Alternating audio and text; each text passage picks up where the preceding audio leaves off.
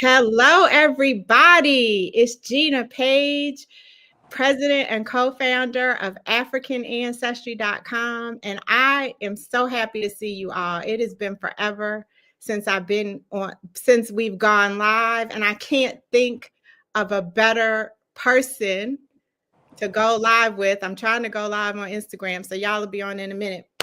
Then Dr. Xavier Buck. Hello. Hey, Dr. Page. History in 3 on Instagram and probably TikTok too, right? I'm not too good on TikTok, but you guys know him. I didn't even really need to introduce him, but I just wanted to give him his respect.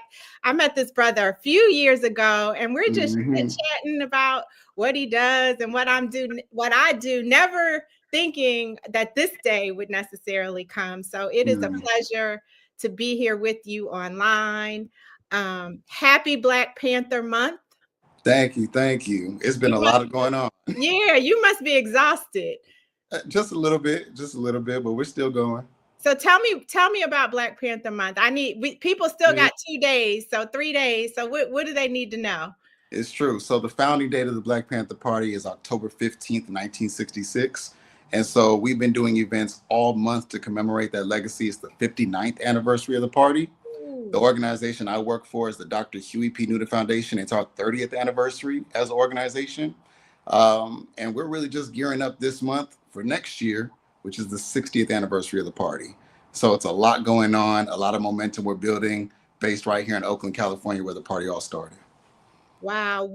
And you are the executive director, correct? Yeah, correct. Of the foundation. What an incredible legacy you are responsible for. Absolutely. It's a heavy legacy, but I got a lot of people helping me lift it up. Yeah, when the opportunity came to you, I know this isn't why we're here, but now that I have you, I just, I'm being selfish. When the opportunity came up, how did you even get your arms around it? This was not something I necessarily pursued. It's something I kind of fell into. I was a volunteer for the organization. So I fundraised to become part-time. So I fundraised to become full-time, and then fundraised to build a small team, and then found the Black Panther Party Museum. So really, this was something that I fell into, that Panthers embraced me around as I kind of sat at their feet and learned directly from them. And we have not ever stopped building momentum, and we have plenty more plans in play. Wow. Thank you. Thank you for taking up the mantle, because so many organizations don't continue because younger people don't get involved and help to keep them going. So I appreciate your service. Thank you for that. And where do you find... Trust me, my generation is coming. You can't look at all these contradictions and our conditions around us and not do something about it. So we're here to pick up the mantle. I know that's right. And so how do you have time to do that and be History in 3 at History in 3 online? Because you stay educating us day in and day out. And I thank you for that as well. But how are you doing all this? What's the secret sauce? What's the secret sauce? You know what? The secret sauce is that this work to me is spiritual. I often go to sleep thinking about the content I want to put out, thinking about the programs I want to put on at the museum, and I wake up and literally dreaming about it and wake up and get to action. And so it's something that I'm passionate about, something I care about, something I think our people need. And so, time is definitely a restraint. Maybe not getting the most sleep all the time, but definitely feeling fulfilled and feeling like I'm doing what I'm supposed to be doing, what God put me on this earth to do. Thank you. As someone who does spiritually related work and someone who does work for the community and for our people, I want to just encourage you to make sure that you are taking some time for yourself, because we need us, but we also need ourselves. And so I need some fun for a sabbatical. Well, yeah, there's that. Okay, well, listen. History in 3 needs some funding for a sabbatical, so let's see what we can do about that. But the reason we're here today is to celebrate you, in a sense, and celebrate your roots. And so some time ago, you took both tests. You took an African Ancestry matriclan test and patriclan test. And while we know you're a historian, while we know that you are about the work of the people, I would like to hear it in your words. Why do you think why was it important for you to take this test? The whole reason I started studying history was when I started going in my family history. And I spent 8 years doing research on that. And I was able to go back to 1803. And we were on the same plantations in Louisiana that we were sharecropping on a century later. And, I hit a wall. And I did the DNA test with Ancestry.com. And while it's kind of cool to say, they pick some countries, they say you're from, but like, for example, the Bantu region was half of Africa. I was like, what am I supposed to do with that? And then also it didn't make sense. They'll say like Ghana or Nigeria, but it didn't take into account like colonial borders, right? And so I was like, well, what does this actually mean? Who are the people that make up these places? And so it just wasn't detailed enough. It wasn't much you could really do with it. And it kind of fell flat. And so just always been interested in where my family was from and knowing more about us. Nice. We get that question a lot. Like, why does this matter today to me in 2025? And, while my initial reaction is frustration, because I just wish everyone thought that knowing where you're from was an important part of knowing who you are. Not everyone does family history. And we do encourage people to learn as much about your family here or in the Caribbean or in Europe or wherever as you can. But there's so many things that inform who we are and the choices we make and the things we believe in and the foods we eat that come from somewhere. And it's not from South Carolina. Right. It's not from Florida. It's not from Virginia. It's from a country and a present day country and a group of people in Africa. So I was just over the moon when you decided that this was something to add to your family's history. So let's just briefly talk about, because we traced your mother's line going back 500 to 2,000 years using what is called mitochondrial DNA. Do you have any siblings? I have a sister, yes. You and your sister inherited from your mother. She and her siblings got it from your grandmother, who got it from her mother, and so on. For generations, it never changed. And then we also looked at your paternal ancestry using your Y chromosome. So going from father to father to father to father, all the way back. And we have since destroyed your DNA. It has not been kept. It will not be. Everybody else keeps it, don't they? I think Ancestry trying to sell my DNA or something. Well, that's not happening over here. Now, do you have so how you said you could go back to 1803? Which branch of the family tree did you go back to 1803 on? Yeah, so with both of the tests, I had my uncle take the patrilineal test, my mother's brother. Gotcha. Because I'm half white. My dad is white and my mom is black. Gotcha. So the side I was trying to follow. And so it's both on the same side. Okay, perfect. And so Louisiana. We're going to take you past Louisiana. So we know your maternal grandfather's line and your maternal grandmother's line. Where you want me to start? Which one you want to do? Let's do my maternal side. Her mother or her father? Mother side. Okay. So, do you have any children? Yes, I have 2. Yeah, and you have a daughter, right? Mm-hmm. Yeah, I thought I remembered that. Okay, so on your maternal line, we found matching DNA in 2 present-day countries. The first one is Cameroon. And Cameroon, as you well know, we had a little technical difficulty, you all. I did, so I don't have a map to show you, but pull up the map on your phone or on your laptop, however you're watching us, and you'll see that Cameroon sits next to, it's east of Nigeria. Cameroon and Nigeria share a 2,000-mile border, these present-day countries. It also borders the country of Gabon to its south, and also Equatorial Guinea to its south. So within Cameroon, you share ancestry with a group of people that is called the Tikar people. And are you familiar with the Tikar at all? Because I know you know. Okay. Okay. So the Tikar are considered the artists and the artisans of the culture. And one of the fascinating facts about the Tikar to me is that one of, way back generations ago, one of the thousands of years ago, actually, there was a Tikar prince who created or founded, if you will, what's called the Bamoun Kingdom. And the Bamoun Kingdom today is the most powerful kingdom in Cameroon, and arguably one of the most powerful in Africa. It's ruled today by the Sultan Nabil Njoya, and he's the 20th ruler in a dynasty that began in the 14th century. I bring that up because now we're talking about history. We're talking about centuries since the 14th century. This kingdom founded by the group that you belong to ancestrally has existed. They created their own language, and they have the most extensive archives of written work in Africa.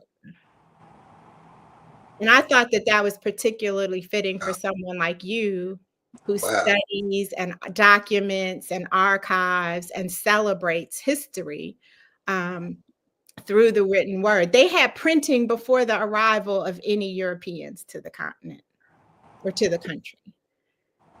So this is your legacy. You are part of this legacy.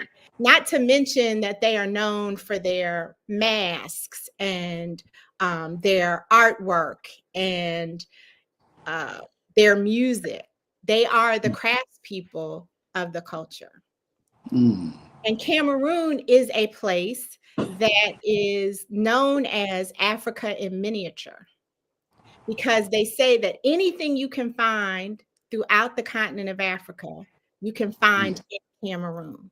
So every type of geography, from rainforest to beaches to mountains, all the types of food, many different cultural influences, all exist within Cameroon, which was a country that was colonized by both the French and the British. And so as a result, part of the country is French speaking, part of the country is English speaking. I say all that to say that Cameroon is definitely a place that you should and can visit. And hopefully you'll come with African Ancestry on one of our African Ancestry family reunions. But there's a huge Cameroonian community here in the United States that I will make sure that I connect you to now that you have found out your Tikar ancestry. Wow. Jesus, wow. I always got something to say. I feel a little speechless. That's understandable. These things, you kind of prepare for disappointment, not to know a whole lot. And that was a whole lot. Wow. And I just gave you the tip of the iceberg. Like, I'm giving you some, quick chunks of information about the Tikar people, but that's just Cameroon. So remember I said south of Cameroon, it's bordered by Equatorial Guinea. Well, Equatorial Guinea is comprised of the mainland and then 5 islands.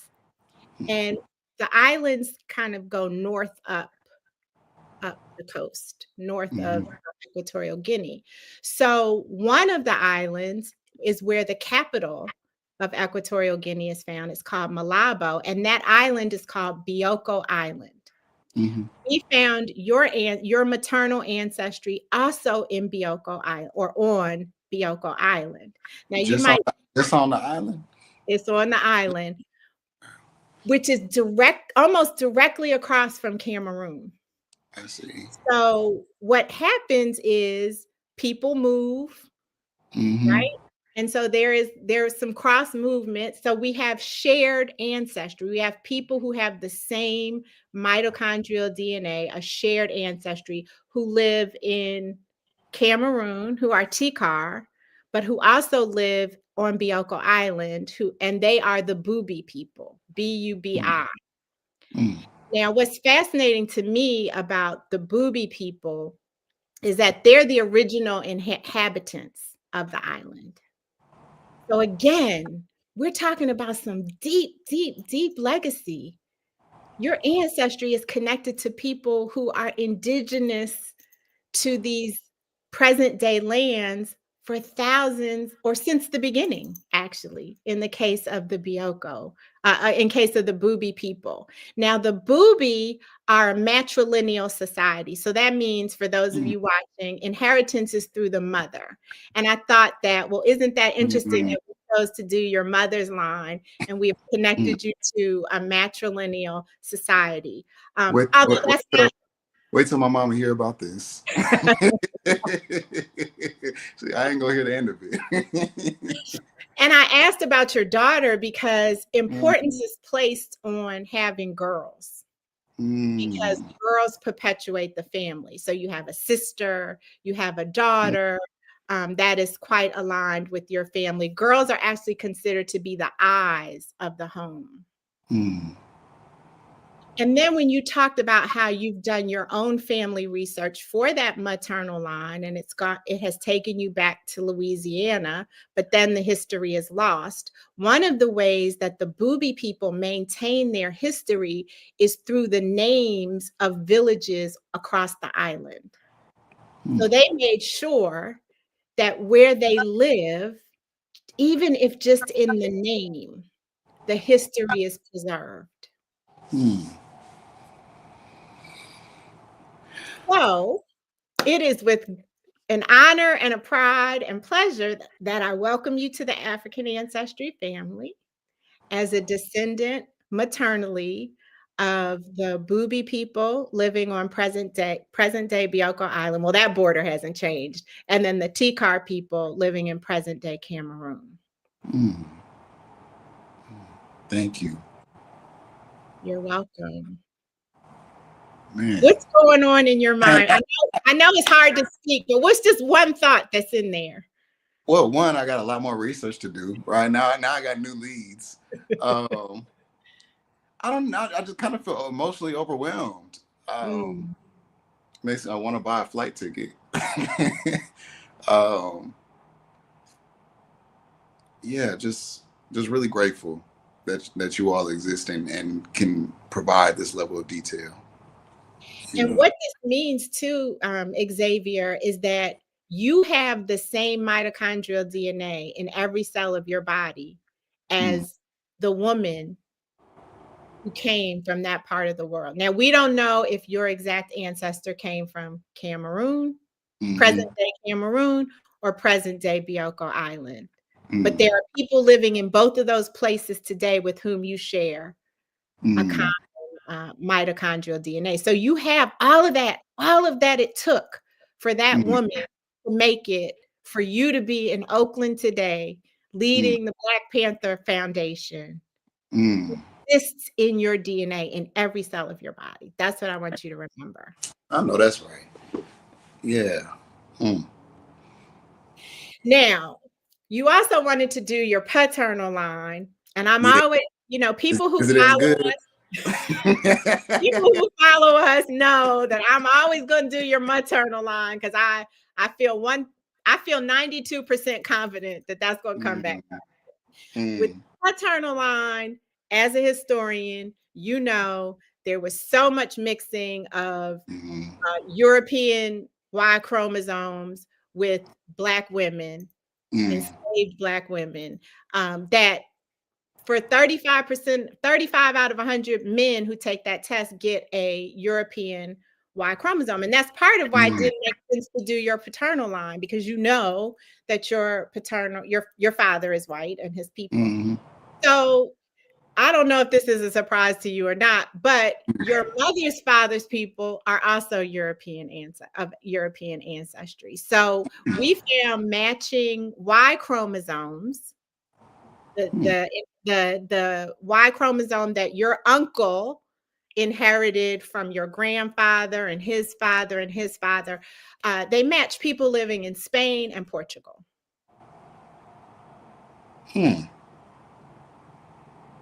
Yep. Interesting. Sounds like that doesn't jibe with your research. I mean, I guess it could, considering Louisiana was ruled by so many different empires. But unexpected for sure. So we use a sort of a general worldwide database of European Y chromosome data to come to a conclusion. We found matches with equal frequency among men in both countries. So we don't know if it's Spain or Portugal, but it definitely is European, which again isn't a surprise necessarily to those of us from the outside who know that your people are from Louisiana. But really anywhere. It happened everywhere. It happened all throughout the United States. That's so interesting. Yeah. So first go to Cameroon. Yeah. We'll see if we can figure out an excursion to Bioko Island for a few days. And then, you can't fly direct to Cameroon anyway. So if you want to make your flight to Spain or Portugal, you can do that. But we're going to focus on Cameroon and Bioko Island. Wow. Man, thank you so much. Thank you so much. Thank you. It has been a pleasure. I didn't realize that it was Black Panther month. So I'm glad that we raised that for our followers to know. Again, there's still 3 days left to celebrate Black Panther month. We actually traced the ancestry of Chairman Fred Jr. and his mother. And so that was an honor and exciting. I remember his paternal ancestry was Gabon. I think it was the Teke people of Gabon. I should have looked up the maternal ancestry, but I didn't. I'll let you know that later. But I don't know if it was Cameroon or not. But at any rate, we are going to celebrate for the rest of the month the Black Panthers. I appreciate your time because this has to be your busiest time of the year. And so for you to share that with us is invaluable. And I can't wait to hear what you think after you've had time to absorb this. I feel like I got to keep talking because I know you're just like, I'm ready to go. So your results will be available to you in your portal. So you can go in there and see the letter. You can see the certificate.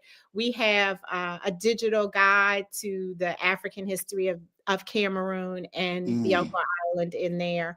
But because one thing we were talking about Cameroon, you said that they're strong, and they're still in power. I was wondering how we got over here there. You know what I mean? Like that was one of the questions that I had in mind. From the kingdom. Right. Because of the ruling kingdoms. Well, I think so. We visited Cameroon the first time in 2010. We went with an organization of musicians and music lovers called the Arc Jammers. And they took us to a town called Bimbia. And Bimbia is where the captured Africans were held while waiting to be put on the ships to be enslaved. And we had a meeting and a ceremony with the elders in Bimbia. And they talked about how, our ancestors were swayed by guns and other items that they didn't have access to, not knowing what the experience of the people who were to be enslaved would be. And so we had a whole ceremony where it wasn't reconciliation, but just where they acknowledged what happened and their role in what happened and welcoming us back to that land. We traveled with 54 people, Xavier, who when we all met up at Dallas, they were African Ancestry family members, right? Everybody's from Cameroon. Yeah. By the time we got off the plane, they were calling themselves Cameroonian Americans. So in that 13, 14-hour flight, their identities started to shift. So when they landed on the ground, this is how they saw themselves. And then after about 40 days in the country, they were Camericans.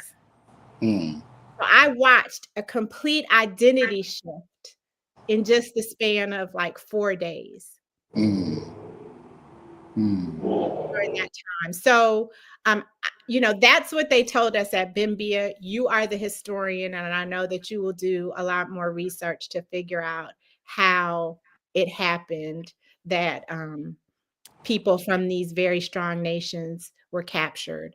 But the good news is that we survived and we're thriving. And we have people like you who are helping to tell our story. Yeah. Well, I got to get to Cameroon. When y'all going next? We're going in March 2026. So we'll make sure you have that information. Okay. And like I said, I will make sure to connect you with the Cameroonian community. Okay, I would love that. Yeah. And especially the next time you're in DC, we can make sure that there's a link up. Absolutely. Yeah, the representative for the Sultan in the United States, Musa Njikam, is here in the DMV, so I can make that connection very easily. Okay. Gotcha. So welcome to the African Ancestry Family. You got all these cousins in the comments saying that's wild. Cameroon, they were guessing Fulani and Yoruba. They had all kinds of guesses, but your Cameroonian cousins are proud. So I wish you the best with the rest of today. I know this is the last of your many events for the month, and we're going to stay connected. Absolutely. Thank you so much, Dr. Page. I appreciate this a lot. You are more than welcome. Everybody, thank you for joining us. If you missed it, you can see the replay on our page, on History in Three's page. And go to AfricanAncestry.com. Now's the perfect time for you to find out where you and your family come from on the continent Africa. Not percentages, not regions, not half the continent, but who are the people with the places, the beliefs, the spiritual systems, the values, the food, the culture, all of that informs who we are. Until we meet again, everybody, may you be happy, may you be healthy, may you be whole, and God bless Jamaica. Take care.